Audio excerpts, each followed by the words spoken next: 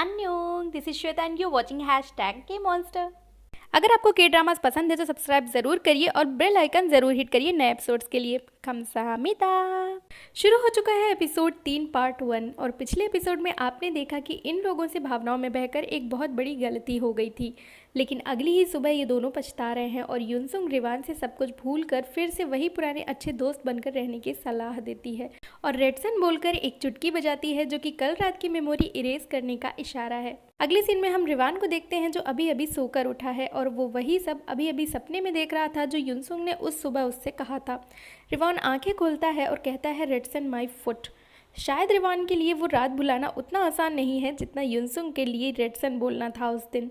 रिवान उठकर रूम से बाहर जाता है और काउच पर पड़ी चादर हटाने पर उसके अंदर से युनसुंग लंगड़ाई लेती हुई निकलती है, जिससे अचानक युनसुंग को देखकर रिवान घबरा जाता है और डरी आवाज़ में पूछता है कि तुम आज ऑफिस नहीं गई। युनसुंग कहती है आज मेरा ऑफ है और चादर हटाकर उठती है तो रिवान की आंखें फटी की फटी रह जाती हैं और युनसुंग ने जो टी शर्ट पहनी हुई है उसे देखकर तो वो पागल ही हो जाता है, क्योंकि वैसी ही टी शर्ट उसने एक ऑक्शन में ली थी जो कि लिमिटेड एडिशन था उस टाइम।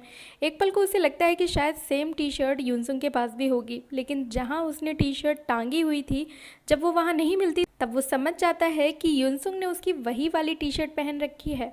इसलिए ये जानने के बाद तो वो अपने होशो हवासी खो देता है और बड़बड़ाने लगता है, इसे तो मैंने एक बार भी नहीं पहना था, ये मेरी सबसे फेवरेट टी शर्ट थी, इसकी तो नेक भी लूज़ कर दी है तुमने, आखिर क्यों मुझे बर्बाद करने पर तुली हो तुम।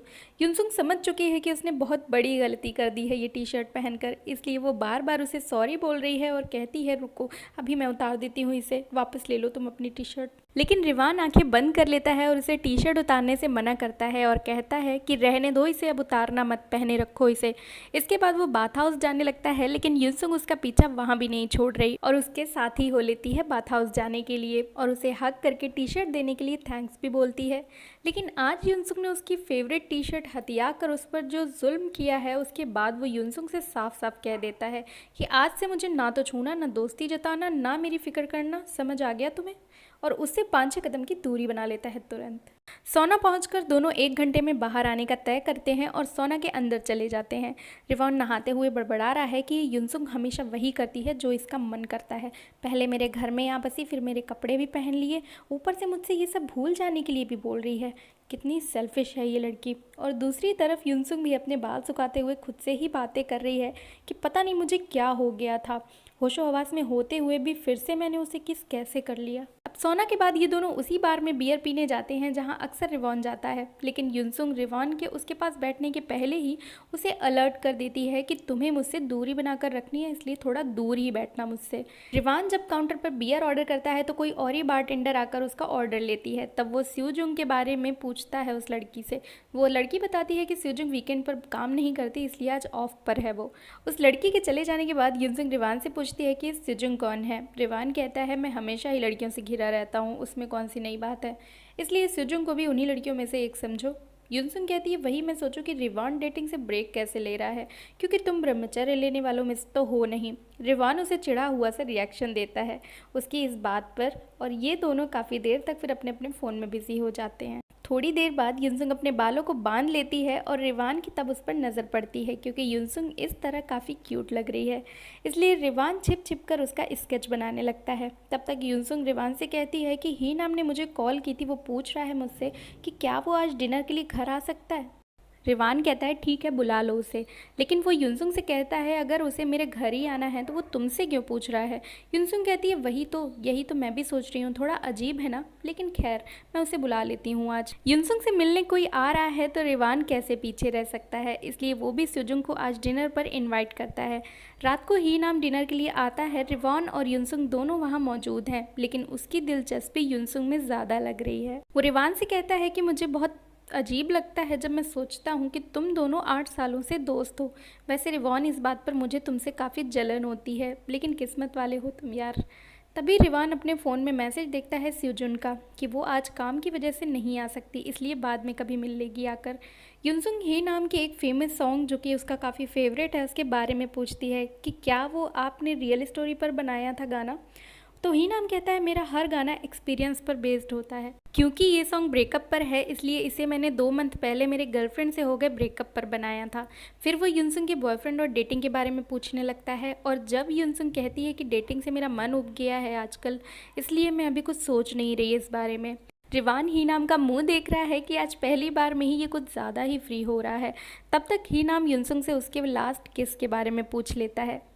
युनसुंग पानी पी रही थी लेकिन ही नाम का ये शॉकिंग सवाल सुनकर उसके मुंह से पानी बाहर आ जाता है, क्योंकि उसके इस सवाल पर उसकी रिवान को की हुई किस आंखों के सामने नाचने लगती है और रिवान को भी वो सीन याद आ जाता है। इसलिए वो उस बात को रफा दफा करते हुए टेबल पर खाना रखता है जो ही नाम युनसुंग को अपने हाथों से खिलाने लगता है और युनसुंग भी। लेकिन रिवान को देखकर लग रहा है कि उससे ही नाम का युनसुंग के साथ इतना चीज़ी होना पसंद नहीं आ रहा। खाने के बाद ये तीनों ड्रिंक करने बैठते हैं और अपने अपने जॉब्स के प्रॉब्लम के बारे में डिस्कस करने लगते हैं और रिवान जानबूझकर इनके बीच घुसने की कोशिश कर रहा है। और जब जब ही नाम अपनी तारीफ माननी शुरू करता है युनसुंग के सामने, तब तक रिवान उसको नीचा दिखाने की कोशिश करने लगता है। लेकिन युनसुंग इस मामले में पूरी तरह से ही नाम का साथ दे रही है, जो रिवान को अच्छा नहीं लग रहा और वो वहाँ से उठकर पेंटिंग करने लगता है जाकर। लेकिन वहाँ भी उसे चैन नहीं मिल रहा, क्योंकि अंदर रूम तक इन दोनों के हंसने और बातें करने की आवाज़ें रिवान को परेशान कर रही हैं। इसलिए वो हेडफोन्स पहन लेता है। थोड़ी देर बाद ही नाम के जाने का टाइम हो जाता है और युनसुंग उसे बाहर तक छोड़ने जाती है। ही नाम युनसुंग से कहता है कि मैं आपके बारे में ज़्यादा से ज़्यादा जानना चाहता हूँ। वैसे सच कहूँ तो आप मुझे बहुत अच्छी लगती हो। युनसुंग मुस्कुराते हुए कहती है, फ्लर्ट कर रहे हो मुझसे? लेकिन बेकार है फ्लर्ट करना, क्योंकि मैं किसी को भी अभी डेट करने के मूड में नहीं हूँ। लेकिन ही नाम काफ़ी इंटरेस्टिंग बंदा है। वो कहता है, मुझे आपको लाइक करने से कोई नहीं रोक सकता, यहाँ तक कि आप भी नहीं। पसंद करता हूँ तो पसंद करता हूँ बस। युनसुंग उसकी इस बात पर हंसकर उसकी बात को मजाक में उड़ा देती है। अगले दिन स्यूजुंग रिवान से मिलने आती है घर पर और उसे कुकिंग करता देख उसकी तारीफ कर कर कहती है कि कुकिंग करने वाले लड़के लड़कियों को बहुत अच्छे लगते हैं। लेकिन जब लंच करने दोनों बैठते हैं तो स्यूजुंग को देखकर लगता है कि उसे रिवान का बनाया खाना कुछ खास पसंद नहीं आ रहा। लेकिन जब रिवान उसे बेमन से खाना खाते देख उसका रीज़न पूछता है तो वो कहती है कि मैं थोड़ी सी डाइट कॉन्शियस हूँ। ऐसा लग रहा होगा कि मुझे खाना पसंद नहीं आ रहा है, लेकिन मुझे तुम्हारा बनाया खाना खाकर बहुत यमी लगा, सो डोंट वरी, मैं ऐसे ही खाना खाती हूँ। इन चीज़ों को देखकर तो ये लगता है कि स्यूजुंग जैसी दिखती है उससे काफ़ी अलग है वो पर्सनली। बहुत रात हो चुकी है और रिवान युनसुंग का घर के बाहर बैठकर इंतज़ार कर रहा है। लेकिन जब युनसुंग घर वापस आती है तो उसे डांटता है इतना लेट हो जाने के लिए। शायद वो मन ही मन इनसिक्योर हो रहा है ही नाम की वजह से और उसे लग रहा है कि शायद युनसुंग ही नाम के साथ होने की वजह से आज लेट हुई है। लेकिन उसका शक सही साबित हो जाता है जब वो युनसुंग के पीछे पीछे ही नाम को आता देखता है। रिवान उससे पूछता है कि तुम इस टाइम मेरे घर पर क्या करने आए हो? तो ही नाम उससे कहता है कि युनसुंग जिस फ्रेंच डायरेक्टर के साथ आजकल काम कर रही है उसकी एक मूवी दिखाने के लिए युनसुंग मुझे यहाँ बुलाकर लाई है। युनसुंग और ही नाम रिवान से उन लोगों को ज्वाइन करने के लिए कहते हैं, लेकिन रिवान ऊपर ही ऊपर मन से कहता है मुझे बहुत सारा काम करना है जाकर, इसलिए मैं तुम लोग को ज्वाइन नहीं कर पाऊंगा। रिवान ने सोचा था कि युनसुंग या फिर ही नाम उसे रिक्वेस्ट करेंगे वहाँ साथ बैठने के लिए, लेकिन हुआ बिल्कुल उसका उल्टा। यानी कि बेचारे रिवान को किसी ने भाव ही नहीं दिया और मूवी स्टार्ट कर शुरू कर दिया देखना। लेकिन रिवान एक और ट्राई मारता है युनसुंग से डिनर के लिए पूछकर, लेकिन युनसुंग आज लेट हो जाने की वजह से आज बाहर ही खाकर आई है, इसलिए खाना पूछना भी बेकार चला गया बेचारे का। अब बेचारा रिवान बाहर अकेला बैठकर खाना खा रहा है और ये लोग अंदर क्या बातें कर रहे हैं दीवार पर कान लगाकर चुप चुप के सुन रहा है। उधर अंदर युनसुंग हॉरर मूवी देखकर डर रही है, लेकिन ही नाम को मूवी बकवास लग रही है, इसलिए वो युनसुंग से कहता है कि चलो इस मूवी को बंद करो, कुछ और करते हैं। और युनसुंग से कहता है मैं सुनना चाहता हूँ कि तुम फ्रेंच कैसे बोलती हो। युनसुंग कहती है बिना बात के मैं क्या बोलकर दिखाऊँ तुम्हें।